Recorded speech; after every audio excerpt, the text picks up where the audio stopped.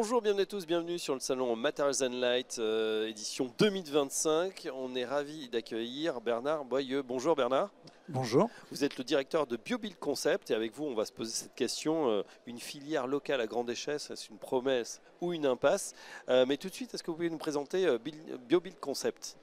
Alors nous sommes un bureau d'études, mais pas bureau d'études techniques. Nous travaillons sur les matériaux biosourcés depuis très longtemps, avec des spécificités de ces filières de matériaux qui émergent beaucoup maintenant, qui montent en puissance depuis quelques années, notamment avec l'éclairage de la nouvelle réglementation, la RE 2020.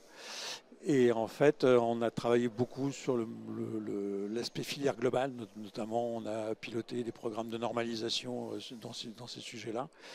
Mais on travaille aujourd'hui de plus en plus sur le développement à l'échelle des territoires. Oui. Voilà, donc que ce soit des territoires sur la France hexagonale, dans les territoires ultramarins, voire dans des pays étrangers, notamment en Afrique subsaharienne. Voilà. Oui, c'est vrai que ces matériaux géosourcés, on en a de plus en plus besoin. Effectivement, il y a des normes qui sont tombées et puis peut-être une prise de conscience aussi qu'on pouvait, voilà, déjà les limites qui se terminent de notre planète et peut-être le réemploi également. Alors comment on crée justement une filière locale sur ces matériaux? Alors c'est un peu justement l'ambiguïté de ce qu'on demande à ces matériaux, c'est d'être en même temps local.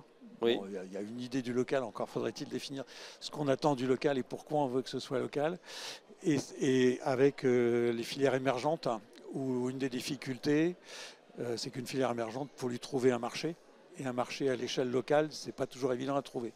Donc on a un peu une contradiction au départ entre ces deux échelles qui se percutent un peu. Je parlais des territoires ultramarins où c'est particulièrement sensible. Hein. Oui. On a fait par exemple un programme entre Mayotte et la Guyane.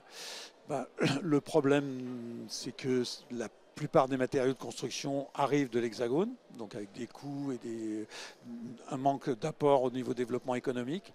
Mais par contre, pour les développer localement, on n'a pas forcément une clientèle qui correspond à ce qui est suffisamment large pour démarrer ces filières. Donc on a un peu cette contradiction à gérer et il faut arriver à conjuguer avec tous les acteurs pour que cette montée en puissance se fasse harmonieusement. Oui, justement, comment on fait pour conjuguer? On sait souvent en plus il y a peut-être des intérêts qui sont divergents. Il faut les mettre autour de la table, il faut les faire discuter, il faut organiser, il faut qu'il y ait peut-être une rationalité économique. Alors, pour nous, de plus en plus, il y a quelque chose qui est important, c'est que les collectivités territoriales soient volontaires pour accompagner ça, parce qu'elles ont un pouvoir quand même important, Bien sûr. autant en émettant des politiques publiques, hein, puisqu'elles ont le pouvoir de le faire, mais aussi en tant que maître d'ouvrage public, et qui peuvent apporter du témoignage de ce qu'on peut faire et initier des formules. Donc ça c'est un des premiers points. Ensuite, c'est exactement ce que vous dites, c'est qu'il faut arriver à faire parler les acteurs entre eux et à accepter d'avoir un projet commun, parce que quand on parle de ces filières, en fait, il y a des dizaines, voire des centaines de solutions différentes. Donc il faut que tout le monde ait envie d'aller sur le même sujet, ce qui n'est pas forcément évident. Donc il faut faire beaucoup de concertation, beaucoup de consensus. Et après, il faut arriver à doser le développement dans le sens où, par exemple, si vous développez, faites plein de formations pour des artisans et qui n'ont pas de travail derrière, vous allez faire marche arrière parce que vous ne les emmènerez pas une deuxième fois dans le sujet, quoi. Donc c'est ces deux aspects en fait qu'il faut arriver vraiment à mettre en synthèse.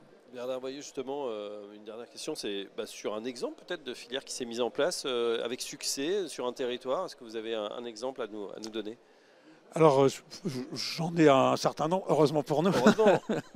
Emblématique ou qu'on pourrait comprendre facilement. Voilà, alors je peux prendre peut-être deux exemples très rapidement. Le premier, c'est celui dont je parlais à Mayotte et en Guyane, en fait, où on a travaillé avec les acteurs locaux, puisqu'il y a un savoir-faire sur la terre crue dans ces deux territoire, donc d'une matière locale, et on a conjugué pour mettre des végétaux avec. Donc on a été jusqu'à un bâtiment démonstrateur qui a prouvé qu'en fait on gagnait énormément au niveau de la qualité des bâtiments, notamment dans la lutte contre les températures élevées, ce qui est un grand sujet qui dépasse aujourd'hui ces territoires-là.